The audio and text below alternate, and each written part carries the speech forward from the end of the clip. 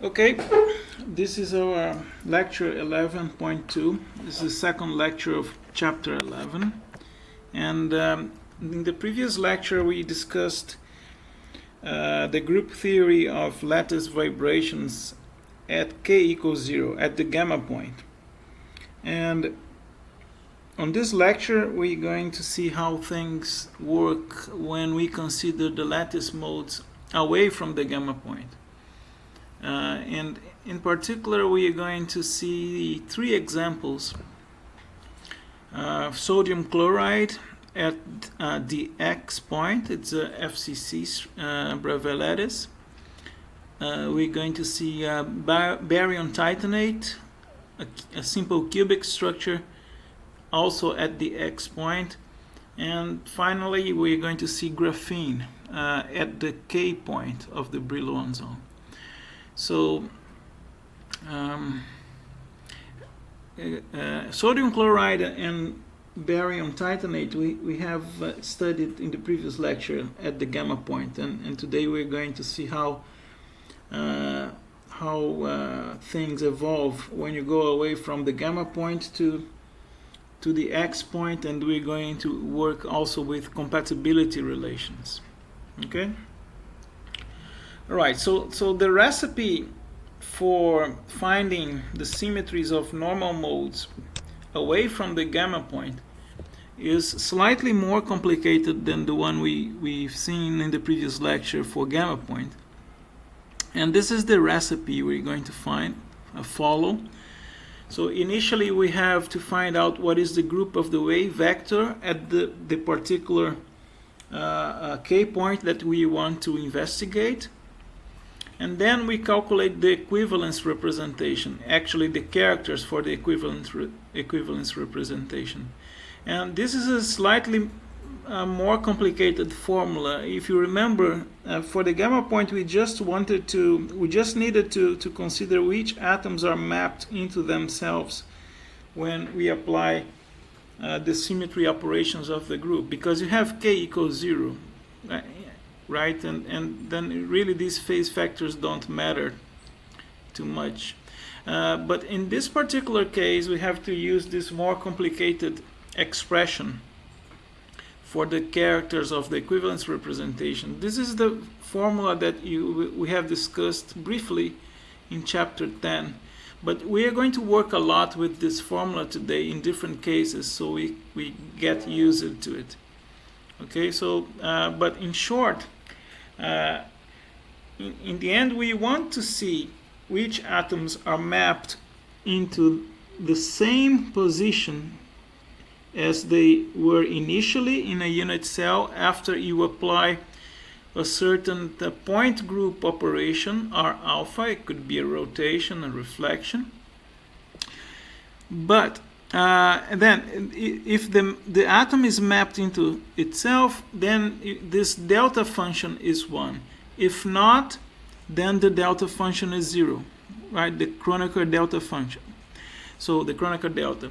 But if we need a translation by a Bravais lattice vector Rn, if we need that translation to map the atom into itself, then we have to add this phase factor e to the ik dot Rn. Okay, this is not important. This is a translation by a basis vector, like a vector within the unit cell. But this is not going to be important in our case, because in the cases we're going to consider, I mean, if there is a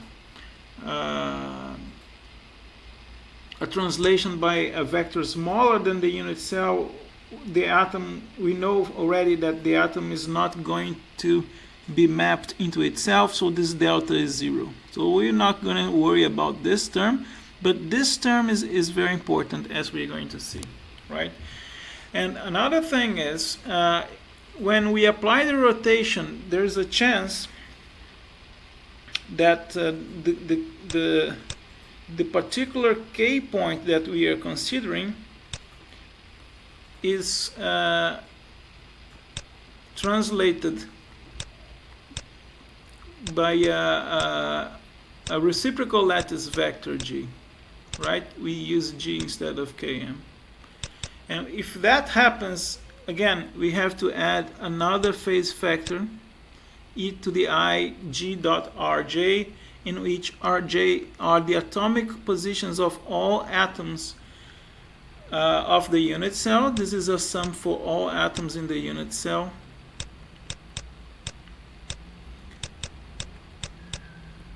And that's it. So we have to be careful with that, and then we're going to see how this formula works in a minute. Okay, so after we do that, after we find the equivalence representation, then it's the same thing as we did before. The lattice modes representation is the direct product between the vector representation and the equivalence representation. And the final thing is to find the normal modes.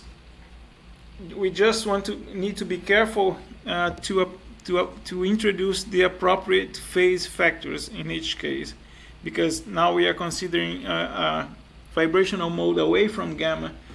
So there's a phase factor for the displacements, between displacements of atoms in neighboring cells, and we have to consider that too. So we're going to see how all these things work in different examples. Okay, so let's do the first example. Phonons in the sodium chloride at the X point of the Brillouin zone. Sodium chloride structure, the Brovell lattice is FCC. You can see it here. So, and we have, this is the structure. We have 2 atoms per unit cell. We will use this convention that the sodium atom is right here at the origin. We will define this position as the origin of our unit cell. This is the origin. And the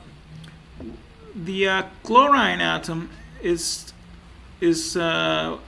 position is at 1/2, 1/2, 1/2 of the unit cell. So this is the position of the chlorine atom in the unit cell, and this is the sodium atom. Okay, and let's adopt this convention for unit for Cartesian axis. We will call this X, this is Y, and this we'll call it Z. All right,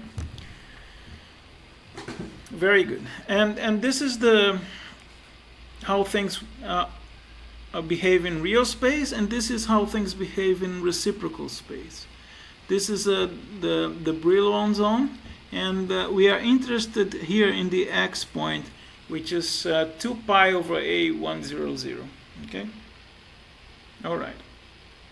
So as we are going to see, in some symmetry operations, we are going to have precisely the situation that we described in the previous slide. We see that the X point is going to be mapped into X point plus a certain G vector. And this G vector is precisely G0.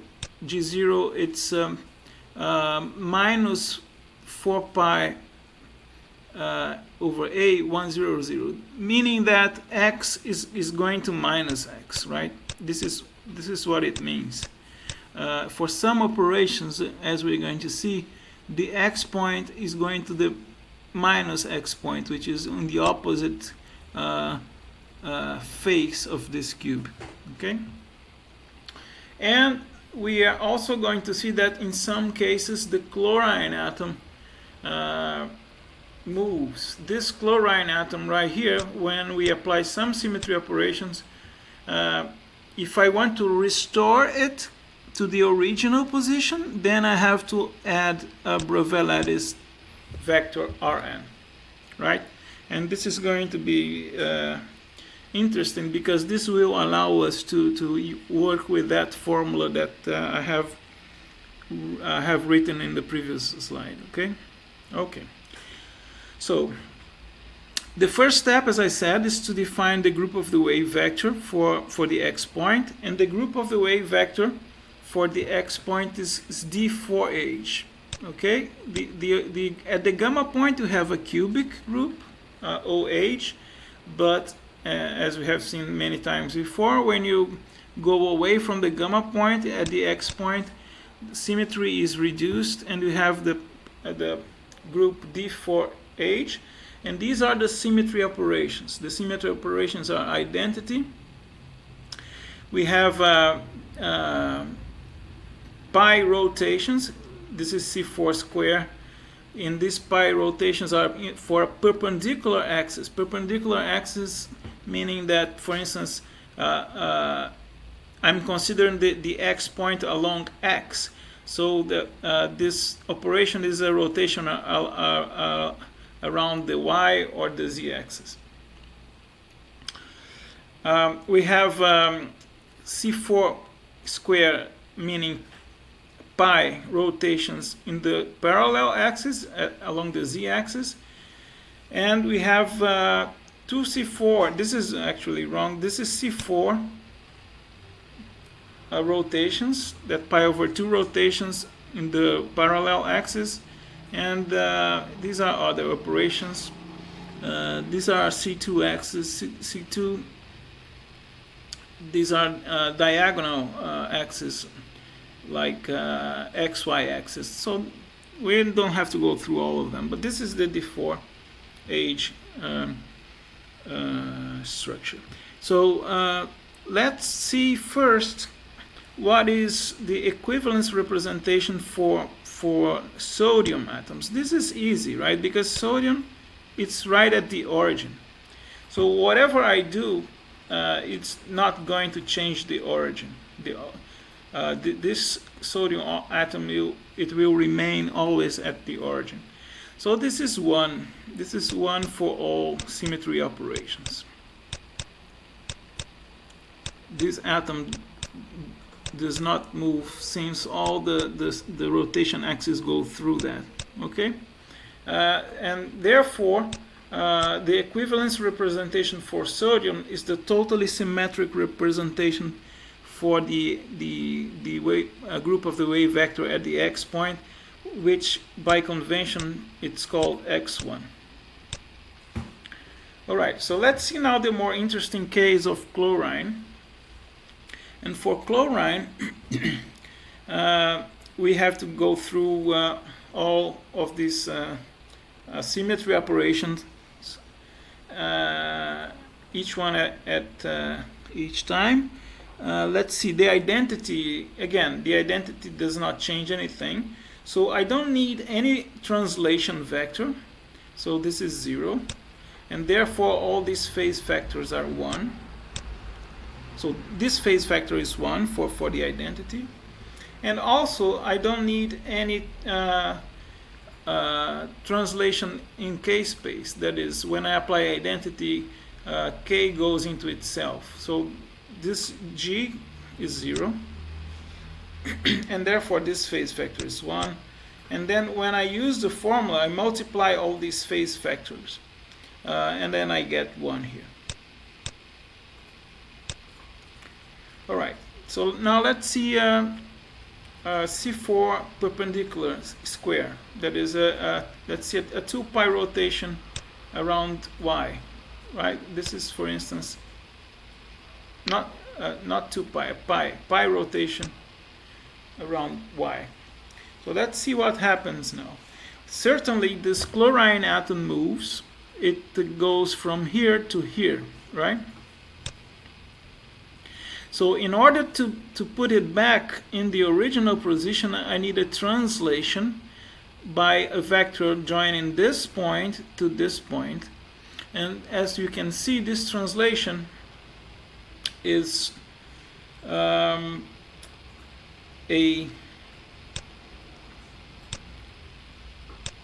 x hat plus z hat, right?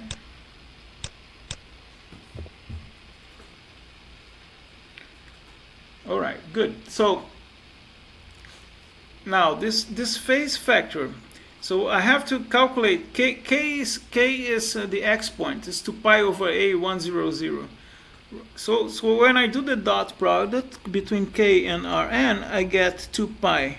So this is exponential of e2 pi, which is 1. Okay. So what about the g vector? When I rotate along around y, also the x point goes into minus x. So there is a translation in k space by g equals to g0, okay?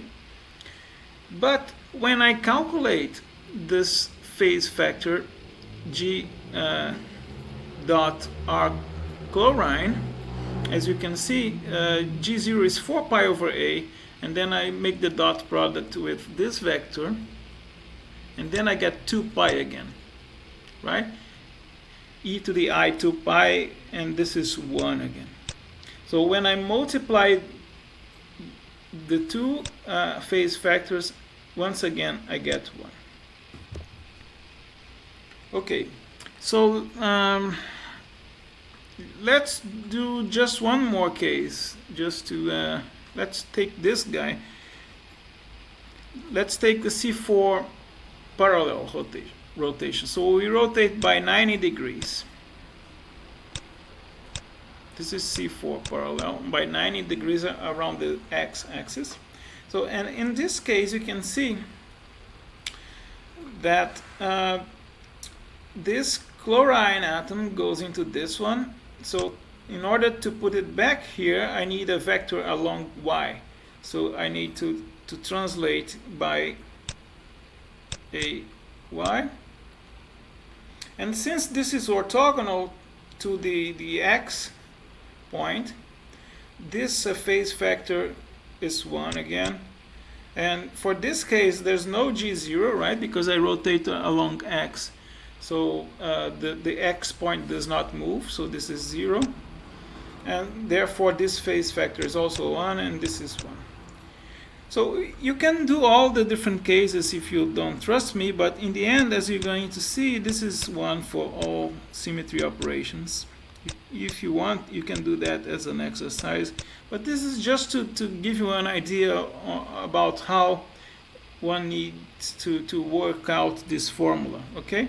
So in the end, the equivalence representation for the chlorine atom is also x1. So the equivalence representation for both sodium and chlorine are x1. Very good. So let's go. Let's move forward. This is the character table for the group of the wave vector at the x point, and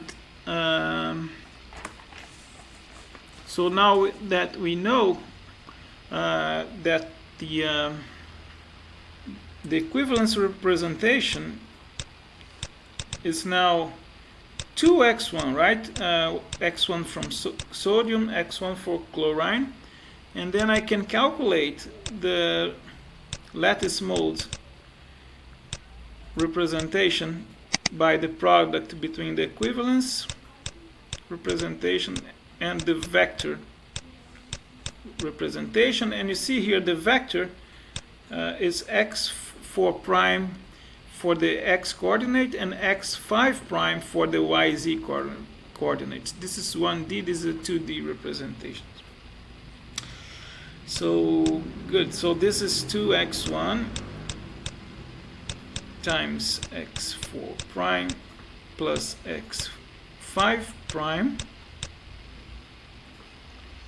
And you do this calculation, the result is 2 4 prime, and is a 1D representation, and you see that this comes from x, so it's a x polarized mode, and times 2 x5 prime, and this comes from this guy, so it's an YZ polarized mode.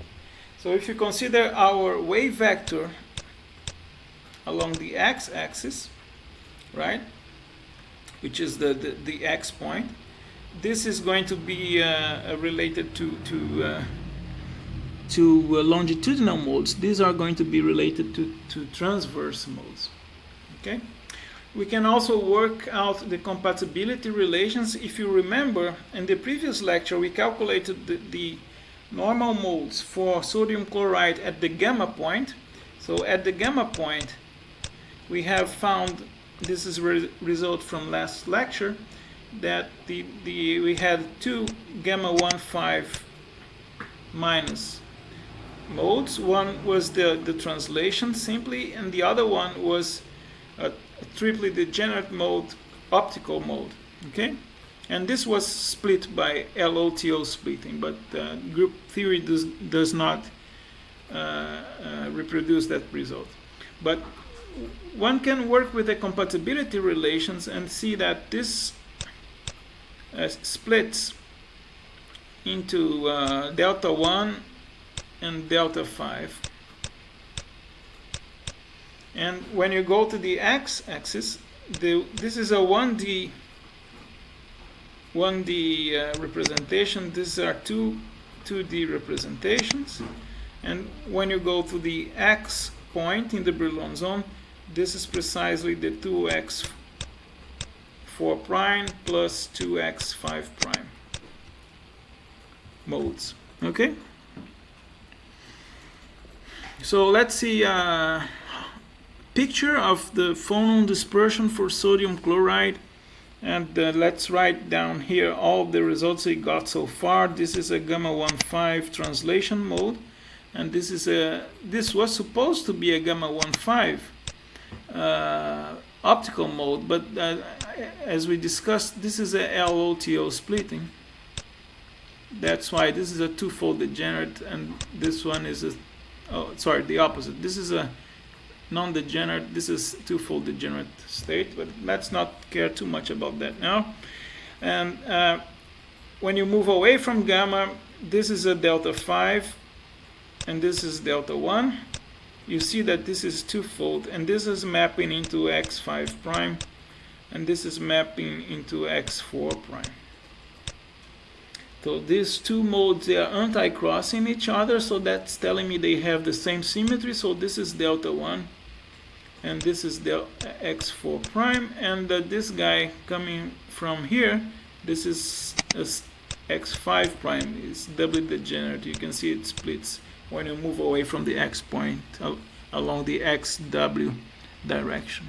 Okay, so this is what group theory tells us about this dispersion relation for phonons for sodium chloride.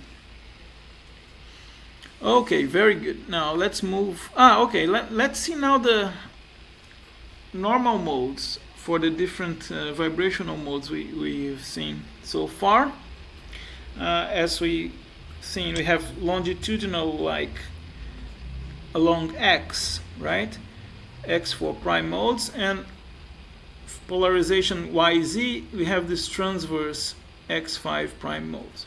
Let's try to start with the longitudinal ones. So this is let's take a chlorine atom, and for instance, this is a possible displacement along the x-axis.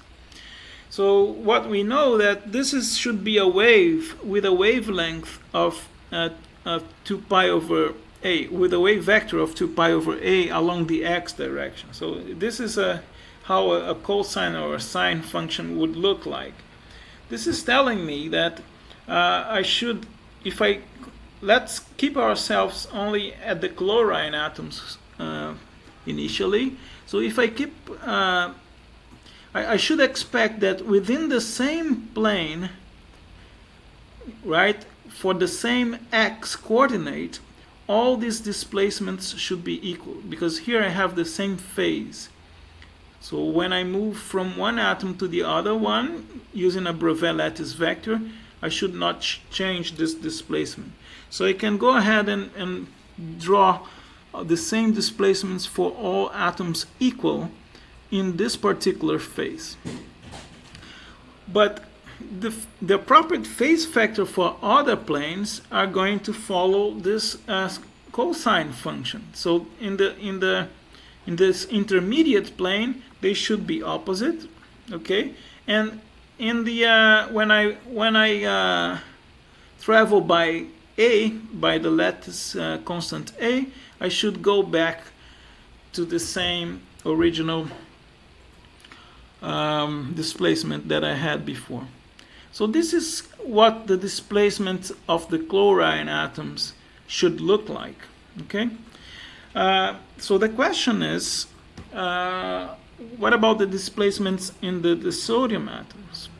So this is hard to get from group theory, but I mean, chlorine and sodium, they have different masses. So we expect that these modes should decouple. And actually, from our analysis that we did in the previous lecture, when we consider a diatomic chain, if you remember that, for the diatomic chain, at the zone boundary, the two atomic vibrations decouple. We have two modes. One is correspond to displacement in one atom with a given mass m1, and the other mode corresponds to displacement on the second atom with mass m2. And the same sort of thing will happen here, but it's a more complicated story because now this is a 3D structure. But this is just to tell you that actually for this mode only the chlorine atom moves. Okay, but of course we do not get this from group theory. One would get that from diagonalizing the dynamical matrix. So what about the transverse? It's the same story. So for the transverse, now I have displacements along x or y, but I mean the modulation along x is the same. I invert the phase when I walk a/2 along x, and I go back to the original phase when I walk a distance a along x. So we have z-polarized mode and the y-polarized mode. So these are the three modes that involve vibrations of the chlorine atoms, and the same thing will happen for sodium atoms. Okay, so this is exactly the same thing for sodium atoms. So this is how these modes should look like. In one case, only sodium vibrates, in the other case, only chlorine vibrates. All right. Let's move on. Let's consider now a more complicated case of barium titanate. Again, we have discussed this at the gamma point in the previous lecture. And let's see now how we work the group theory analysis for the vibrations at the x point of barium titanate. So in this case, the Brovell lattice is simple cubic. And notice there's a slight and important difference. Now the x point is not 2 pi over a 100, but it's pi over a 100. This is the structure in real space. This is our Brillouin zone. This is the x point we are considering.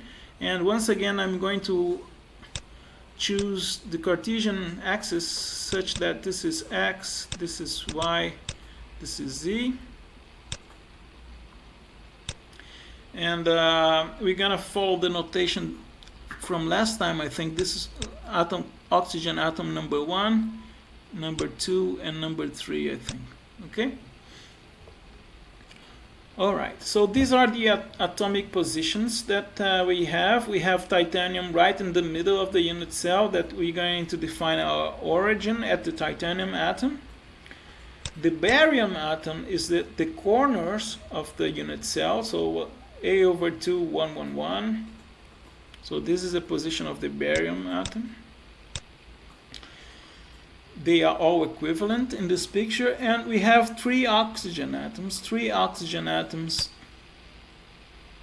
at this along x, along y, and along z by a/2. Okay. All right, so it's the same story. For some symmetry operations, the atoms will move from their original position, and if I'm able to take them back to the original position, I have a delta function. Now, here it's important to keep track of the delta function, Kronecker delta. That's going to contribute with 1 if the atom is back to the original position, and 0 if not, but with a phase factor that's going to be important again, depending on if I have to translate it using a Brouwer lattice factor.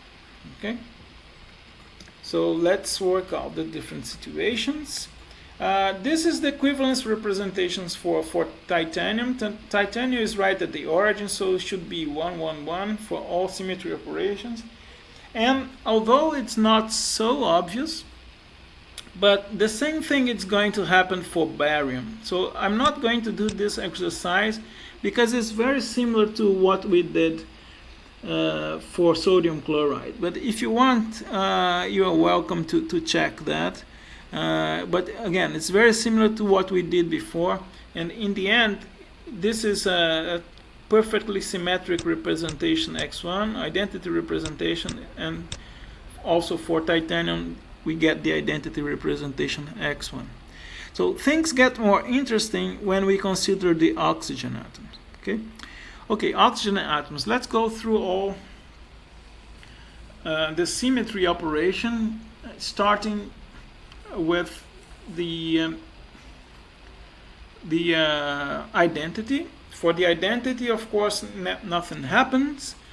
So this delta function is going to be 1 for all 3 oxygen atoms. I'm going to write it this way: 1, 1, and 1. Oxygen atom number 1, number 2, and number 3. There's no need for translation, so translation vectors are 0, 0, 0. And because of that, the phase factors are 1, 1, 1. I don't need, so the x point does not move to the opposite phase, so G is 0. And therefore, this phase factors for all 3 oxygen atoms are also 1, 1, 1. And the equivalence representations is just a sum of these products of phase factor, and this 1 times 1 plus 1 times 1 plus 1 times 1, which is equal to 3. Okay? This is actually it looks like what we did for the gamma point. And you're going to see that this is indeed the case, but the way we get to that result is important, because in some cases that's not what is going to happen, as we're going to see for the graphene case. But I think it's important from a pedagogical point of view to do this carefully, because this is going to help us to do the graphene case. All right? Okay. So let's consider now this operation is a rotation by pi in a perpendicular axis. So rotate by pi in this axis. And let's see what happens. So as we see now, once again, all the atoms move into themselves, right? Some of them will require a translation, like atom 1 and 3, but atom 2, because it's the rotation axis, will not require a translation, but the delta function is going to be 1 for all of them, okay? For all of them, atom oxygen 1 is mapped into oxygen 1, 2 into 2, and 3 into 3.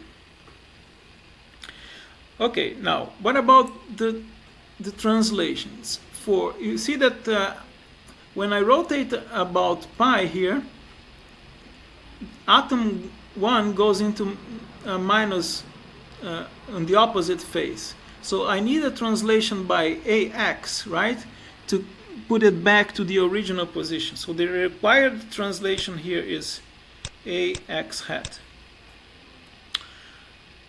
This is 0 for the atom 2 because the rotation is along y, and for atom 3 I also need a translation AZ hat. Okay? So what are the phase factors? The phase factors, now be careful, because the k point is the x point is pi over a100. Okay, so when I do the dot product between a, I get -1 here, and since this is along x, I get 1 here and 1 here. Okay, these are the phase factors. And g, now I need a g0. Now I need so the k point is mapped into k plus g0, and so this is a g0, right? Because the rotation takes the x point into minus itself. And so what are those phase factors? Okay, so this is a g0, and so I have to make the dot product between g0 and these three different vectors. Okay, so since this one is the only one with a x coordinate, all the other ones, the dot product is going to be 0, so they contribute to 1 of the phase factor. But this particular one, g0 scalar product with RO1, is going to give me minus pi again. So this is e to the minus I pi, which is -1. So this is -1, 1, and 1. So, but then the negative phase factors, they multiply themselves as -1 times -1 gives me a +1, and the others are plus as well. So when I sum the three, I get 3 again. Okay, so let's do just one more case, and let's do a symmetry operation in which not all the oxygen atoms are kept in the same position. Let's consider, for instance, this one, C4. Let's consider this C4 parallel axis, which is a rotation by 90 degrees along x. Okay, so this is interesting because atom 1 remains atom 1, but atom 2 moves into 3 and 3 moves into 2. Okay, so this delta function is going to be 1 for oxygen atom 1, and 0 for all the other oxygen atoms. So this delta function, it will kill already the contribution from oxygen atoms number 2 and 3. And for this reason, I only have to consider the phase factors for oxygen atom number 1. Okay? And so it doesn't move, so it doesn't need a translation. Translation 0. So this phase factor is 1, and the G0 vector also is not there, so there's no translation in the Brillouin zone. This is 0, and therefore this is 1, but 1 times 1 times 1 is 1. Okay, so for this particular case it's just 1, not 3. So again, I did these 3 cases. You can do all the other cases if you want, but it's just to give you an idea of how it works. Let me fill that out for you, but if you don't trust me, you can do that by yourself. This is 3, 3, 3. And incidentally, this is just the same result as you would get for the gamma point analysis. But again, it's important that we do this in the right way, so we don't get confused when we do the cases in which it doesn't work that way, as we're going to see for the graphene case, right? So this is the equivalence representation for oxygen, and if you decompose it, the equivalence representation for oxygen, for the 3 oxygen atoms, we get actually 2x1 plus x2, and we knew already that for barium it's x1, for titanium it's x1. So let's find the lattice modes representation. Once again, we know that the vector representation is x4 prime, x4 prime for x, and x5 for x5 5 prime for y and z. And let's see, let's do first, let's separate, let's do the lattice modes for barium.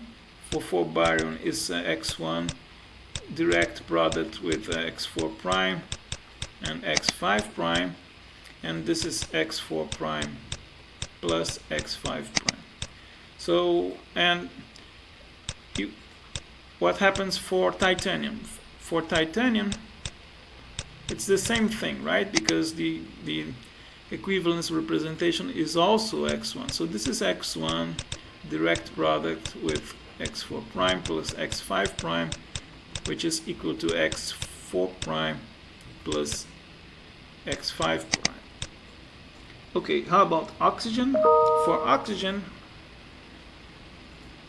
the lattice modes for the 3 oxygen atoms are 2x1 plus x2,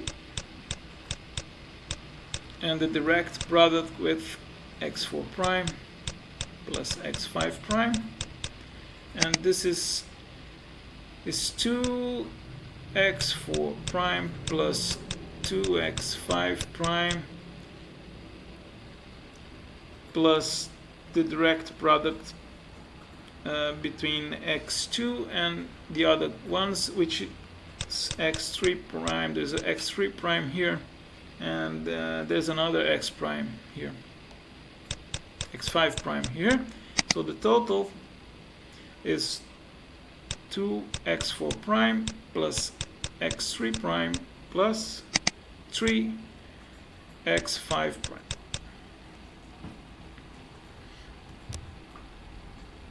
Okay, of course we know that the modes with the same symmetry, x5 prime, x4 prime, they will mix.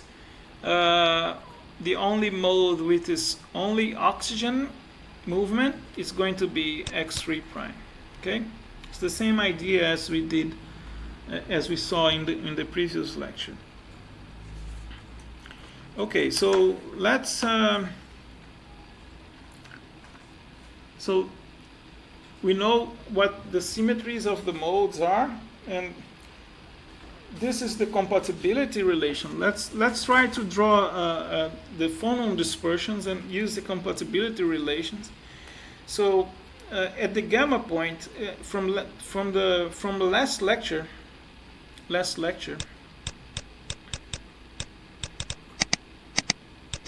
we have seen that at the gamma point,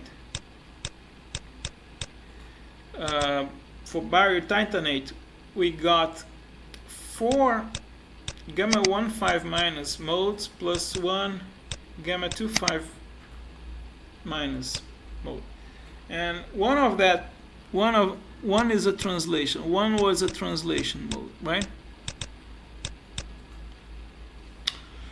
So now, if we look at the compatibility relation, this is in our book in chapter 10. We see that when we move away from gamma point along the 1, 0 coordinate in the Brillouin zone, this is a threefold degenerate mode. It splits into a delta 1 and a delta 5. A delta 1 is non-degenerate, and the delta 5 doubly degenerate mode. And for gamma 2,5 minus, the split is delta 2 plus delta 5. Okay? So in the end, our 4 delta 1 5 minus modes will split into 4 delta 1 plus 4 delta 5. Now, let's look at the compatibility relation between x and delta here. Here is the compatibility relation between x and delta. So we need to look at modes x5 prime, x3 prime, and x4 prime. x5 prime is a doubly degenerate mode, and when you move away from it in the delta direction, it goes to delta 5. x4 prime goes into delta 1, and x3 prime goes into delta 2. So this is easy to make this correspondence, right? Because then we know that this delta 1 will give me in the end 4 x4 prime modes, and the 4 delta 5 lines will give me 4 x5 prime modes. And how about the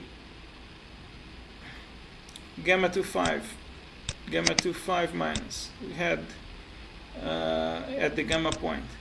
This will split into delta 2 and delta 5, and we know that delta 2 will move into x3 prime at the x point, and delta 5 into x5 prime. Okay, so we know all the compatibility relations for this dispersion. Alright, so very good. Now these are experimental results, and that shows us precisely this result. So this is a paper from Khatib and Khatib, and we have here they separate in two different pictures. And in the first picture, they look at only the 5 delta 5 modes between gamma and x, and this is precisely what you get, right? We had 4 delta 5 here coming from gamma 1 5 minus, and 1 delta 5 coming from gamma 2 5 minus. So these are the 5 delta 5 modes, and we know that when they get to the x point, they should be 5 x5 prime modes. Each one of that is doubly degenerate. And in this other picture, they show us the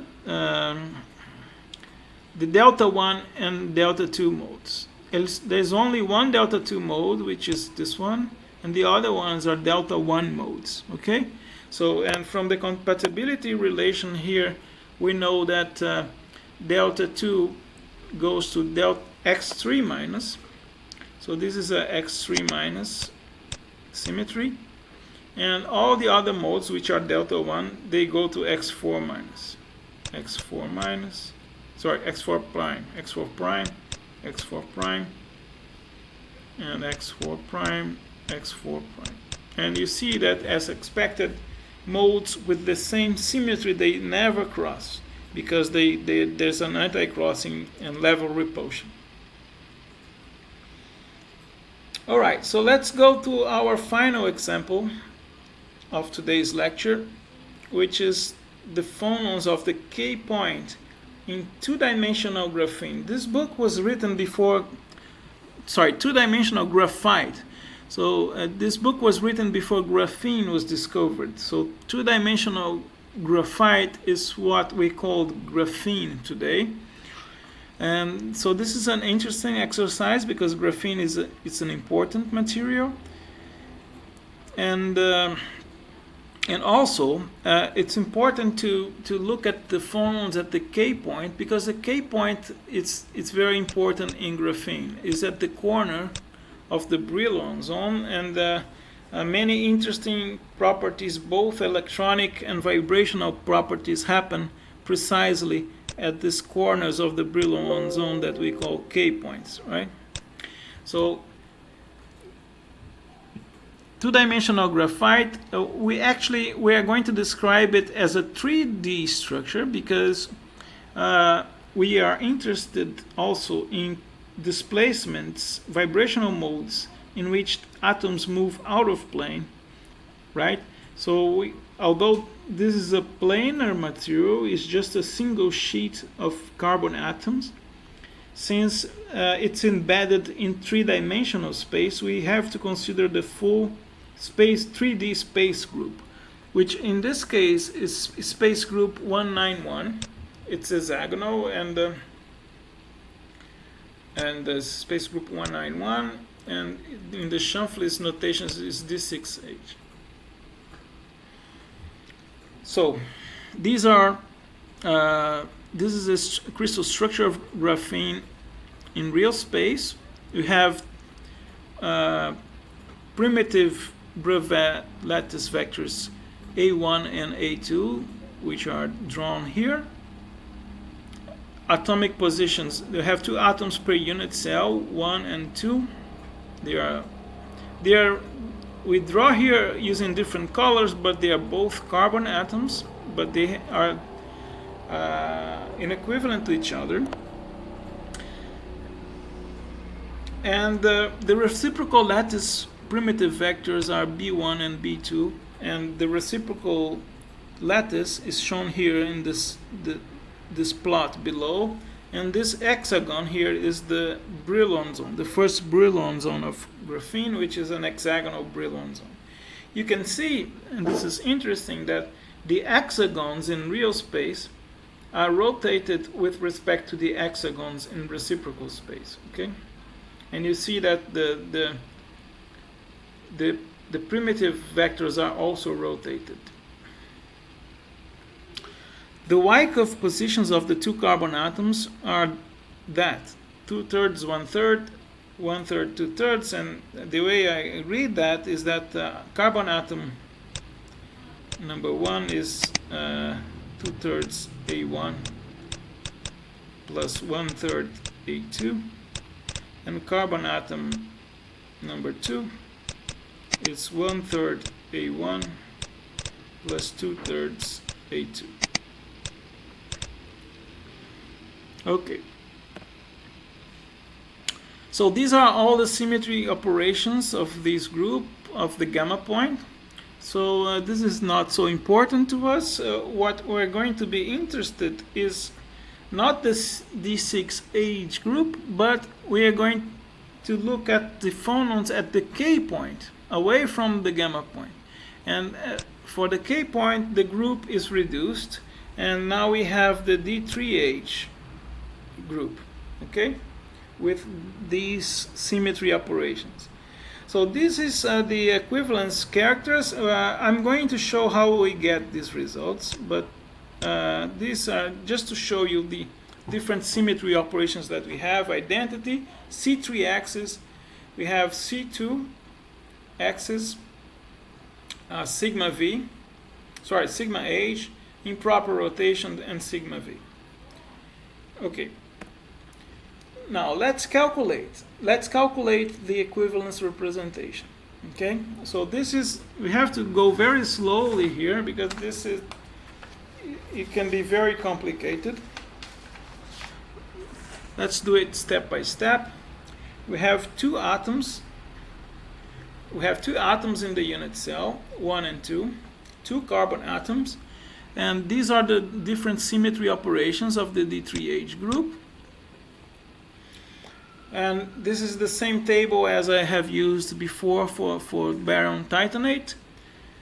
Let's see the identity. For the identity, nothing changes, so both delta functions are going to be 1 for the 2 atoms, right? No need for translations here. And these phase factors are all 1. Nothing happens with the K point, so there's a 0 here, and so these phase factors are both 1, and therefore the equivalence representation for the 2 carbon atoms, the character is 2. Okay, now let's work the C3. The C3 is the more complicated case, because this is where it's going to be different from a gamma point analysis. Because if you remember, if you just look at the equivalence for C2 atoms without the phase factors, if you rotate by C3, so atom 1 goes into atom 1, atom 2 goes into atom 2, so one should expect to have 2 here, right? The atoms don't move. But as we are going to see, this is not going to be 2. Actually, you see here, it's going to be -1. And let's see how this -1 comes about, okay? So this is a result of the phase factors that we have to consider. Okay, so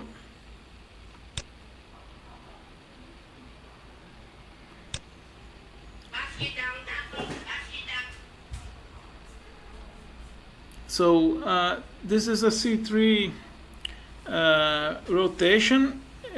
Of course, the two delta functions are going to be both equal to 1. This is 1 and this is 1, right? Because at least using some of the translation vectors, we know that atom 1 goes into another atom 1, atom 2 goes into another atom 2.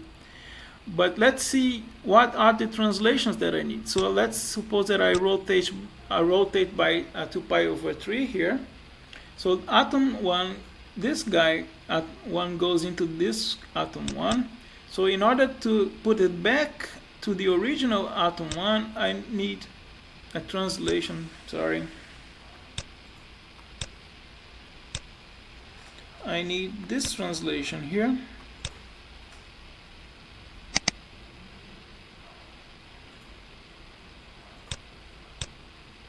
Hard to draw. And this translation, as you can see, is minus A1 plus A2. So this is minus A1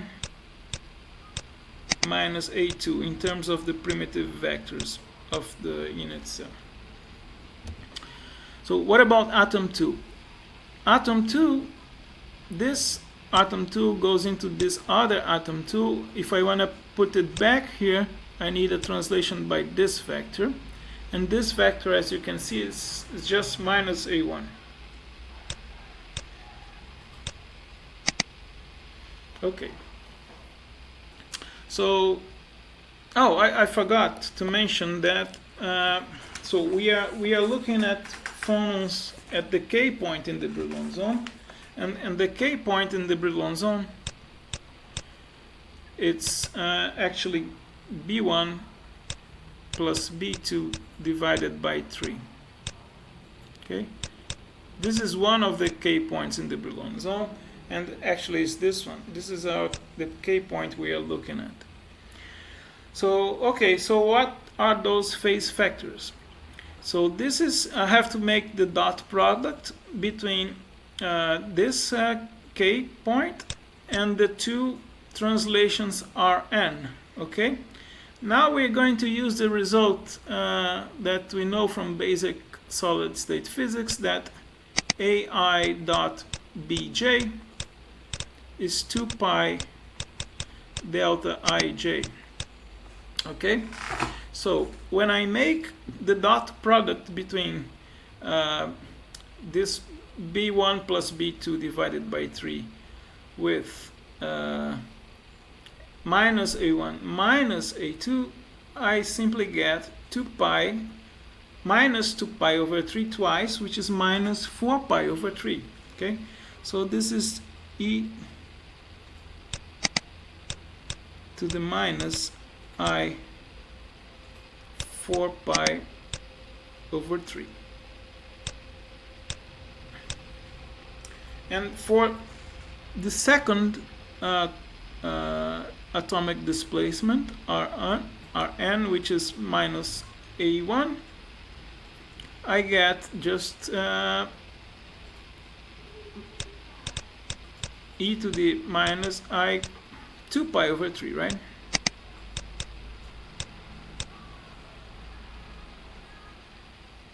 All right, good. So there is now a translation by, so the k point is translated into another k point when I rotate by 2 pi over 3. You see that it goes right here. When I rotate by, this is my g vector, my g0 vector. Okay? When I make this rotation, so g0 you can see from this picture, which is just minus b1, right? G0 is minus b1. So there's a reciprocal lattice vector minus b1 here that we need to take into account when we calculate these phase factors now. So let's calculate these phase factors for the two atoms, right? So the two atomic positions, let me write them again.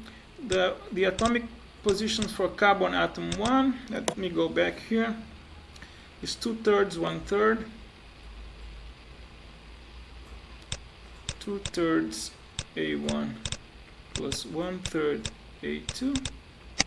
And for carbon atom 2 is the opposite, 1/3 A1 plus 2/3 A2.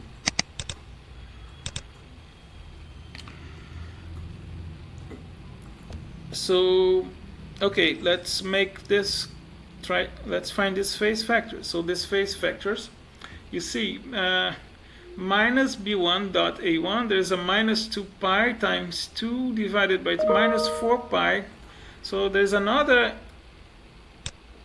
e to the minus I 4 pi over 3 here, right?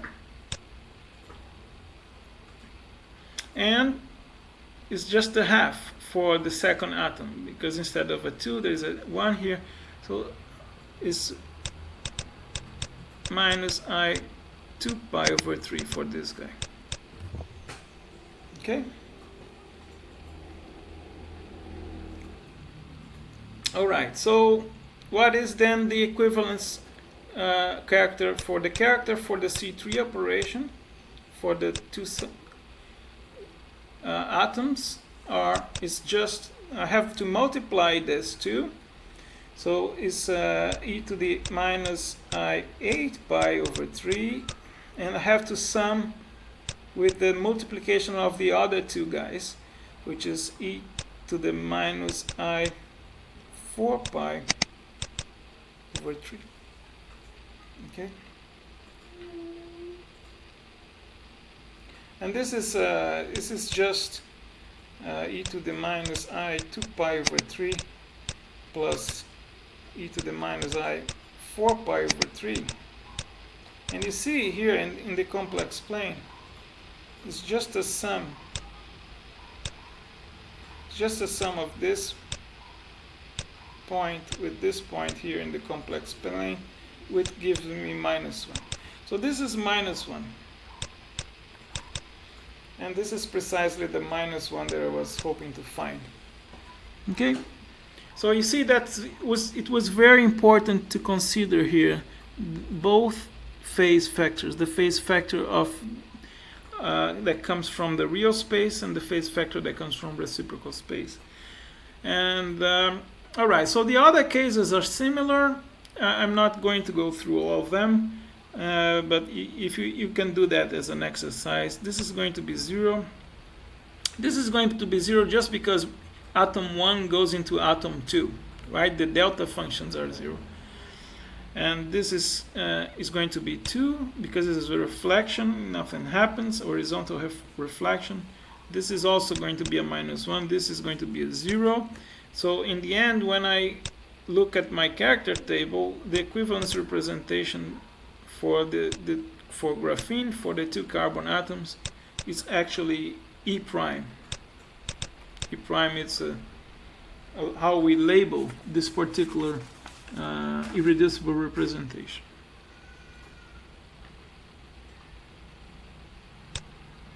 Okay. So this is the table of the group of the wave vector at the k point. This is the E prime representation I was talking about. And now we find the lattice mode representation. to find the lattice modes representation, we have to multiply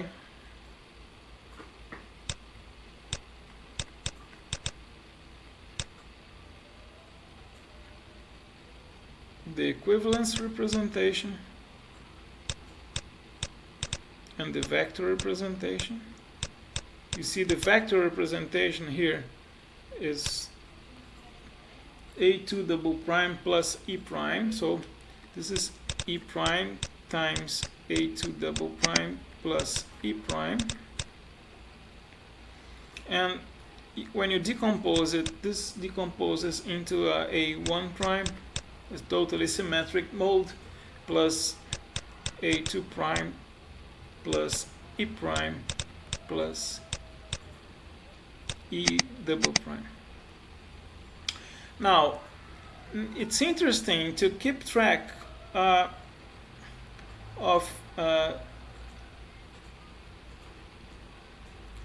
Z modes, polarization along Z, polarization and polarization along XY.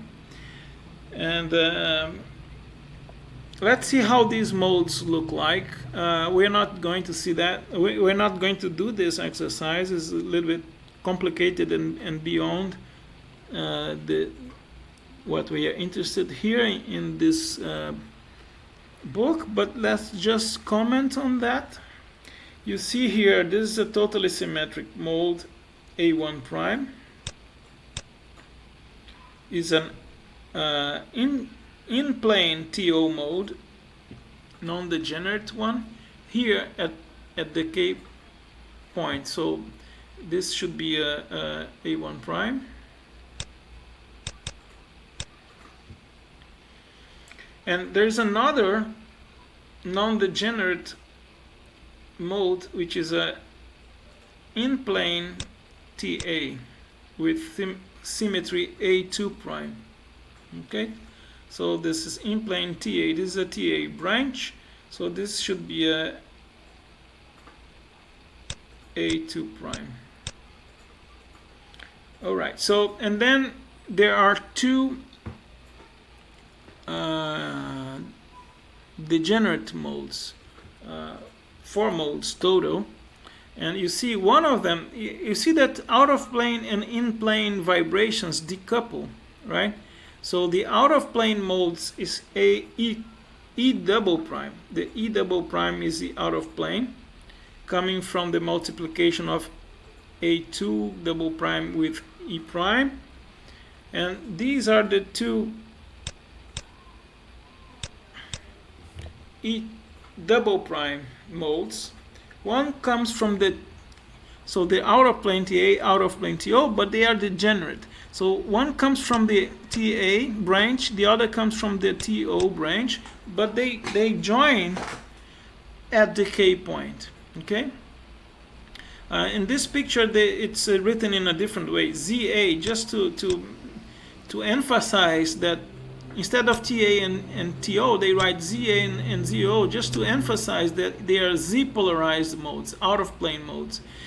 They are along gamma K, they are non-degenerate, but they join together at the K point, and they form this doubly degenerate representation E2 double prime.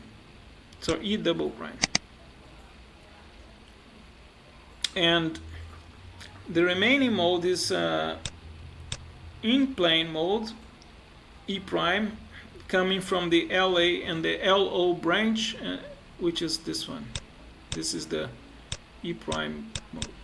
So these are the modes, vibrational modes for graphene, based at the K point, based on a group theory analysis. And this is the end of today's lecture. I thank you for your attention. This is a problem set for next week, and see you next time.